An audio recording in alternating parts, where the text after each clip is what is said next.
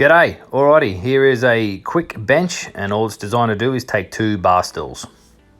Alright, another very quick project and it's proudly sponsored by these guys, Sumo's Projects and Wood's the Worst That Can Happen. He's on Instagram and YouTube, okay? How they pay me? With support, I appreciate it. Thanks guys. I don't have any stickers, but they're yours are right there and they're going to appear in all these videos, obviously. Giddy up. Right, straight into it. I've got a stop block set up on my miter station. That's going to speed things up whenever I'm doing repeatable cuts. Boom, just like that. All right, let's crack on. I'm going to try and show you as much as I can and throw in a few alternate options here and there. Okay, half laps, nice and strong, and they're quick and easy. I'll just use my cross piece as a guide and I'll mark out where I want to remove. I've got 2 different thicknesses on these 2 pieces of material. So doing the half lap, just measure in half of the smallest piece of material and then transfer that across and that'll work out nicely. So then I can set up the table saw with my crosscut sled. I'll cut all my cross cuts and then I'll take it over to the bandsaw and remove that waste. You can obviously do this cross cut with a hand tenon saw, a circular saw, or whatever you have. But this is just how I'm doing it because I have a table saw and it is quick and easy. So the bottom of the post, so it's raised off the ground, I'm going to remove this waste with the table saw. And again, you can go old school, get out your mallet and your chisel and remove that waste, or running a hand circular saw, that'll do the job nicely. Okay, I'm using the bandsaw to remove the parts I can like this. Again, use a handsaw, whatever you got, but you can achieve that result pretty simply with whatever means you have. So that's what we got, half laps, top and bottom. I haven't cleaned this timber up much at all. Look at that caboodle, guess that came from Bunnings, that pallet. All right, time to glue them up. And I've been struggling with how tight is too tight or etc. And I'm pretty confident that this is too tight, and probably the reason I've got RSI in my right elbow as I beat the absolute snot out of this joint. So ideally, I should have pulled the pin, removed the glue and cleaned it up a bit, but nah, I'm committed. I'm going to beat the shit out of it until I get it in there. Okay, the end ones, they'll go in pretty simply, and I'm going to screw as my clamping mechanism. So straight in, put that aside to dry, and then get on with the next one. Okay, this one is probably about right. Okay, slots in reasonably easy, bit of a love tap, tap, tap, taparoo, and happy with that. That's probably a bit better than beating it a gazillion times.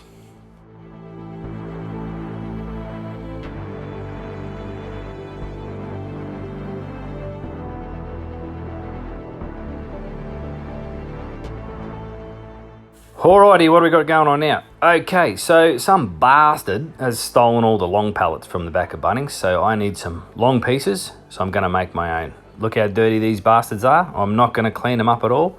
PVA glue, again, screw them together as my clamping mechanism. Chop a few extra bits to get that double thickness so we get a nice chunky beam. This is going to do the job just fine.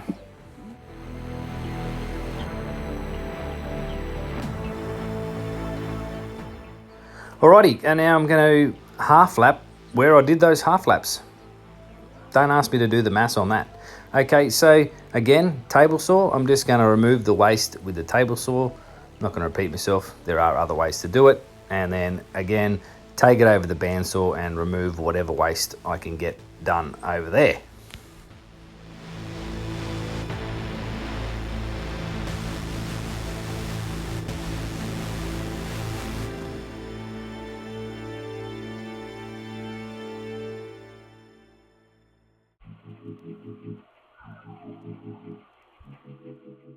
Okay, now here's those chunky beams that I just made. I am removing the screws because I did go a little bit close to the edge and I didn't want to hit them with the blade.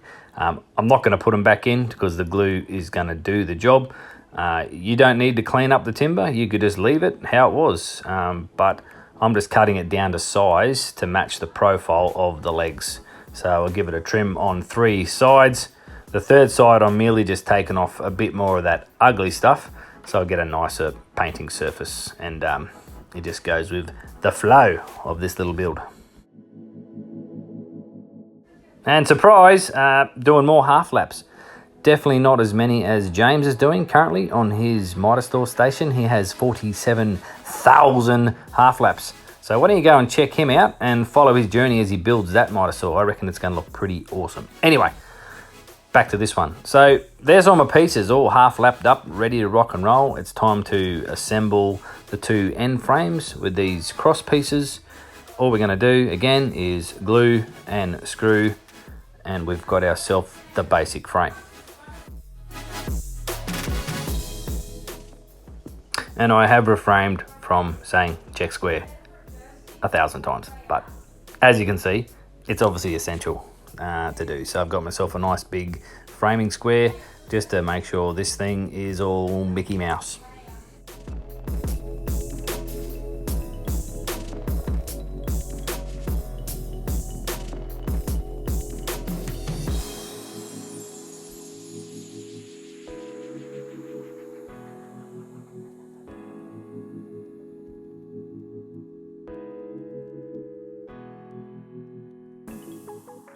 Oh Jesus, get down low and go, go, go. Probably doesn't make any sense if you didn't grow up in Australia. But anyway, all right, check and square, a couple more times, and we've pretty much knocked this frame up. We're ready to move on to the top and side. Right, before we do the top, I need to just chuck in a couple more pieces of bracing. Now I've cut these to the exact size so that they just squeeze in and they hold themselves into position. Okay, so they shouldn't fall out. They shouldn't fall out just like that. Perfect. Okay, I'm a dickhead. We all know that. Moving on. Okay, glue and screw those into position, and then we are ready to move on. Okay, like I said earlier, this is a quick and easy bench, so I'm not doing one of my slab tops, much to my disgust. But anyway, so I've got this really thin pine off a pallet, so I'm going to give it a good clean up, just make sure it's all reasonably square, and then I'm going to go to town and gluing and screwing and doing more of a traditional pallet top on this thing. I've just used the thickness of these pallet slats so I get that little front edge overhang and also overhang on the side, because I'm basically doing a bit of a waterfall. Not as cool as my other stuff, but basically the same thing. So again, I'll use the pallet slat, clamp it on just so I can align everything so I get the exact same overhang top and side. Right, that was a mouthful. Okay, so glue and screw, throw a bit of spack filler in. This is just that, what's it called? Plasterboard spack filler. It goes in really quick and easy. And again, I'm going to paint this thing, so it doesn't really matter. Okay, give it the old belt sander all over the joint. And we're getting very close to being done on this beast. So plan A was to actually have this painted completely white. Then at the 11th hour, my wife decided she wants a bit of a two-tone. I threw a bit of black on, and then I gave it a light sand just to smooth it out because it still had that bit of that rough finish. She actually saw what that looked like and decided that's what she wanted. She wanted that sort of weathered top, and here's how it turned out. Anyway, we're all done here. Thanks again for watching. I do appreciate it, and got a few more builds coming up real soon. Catches.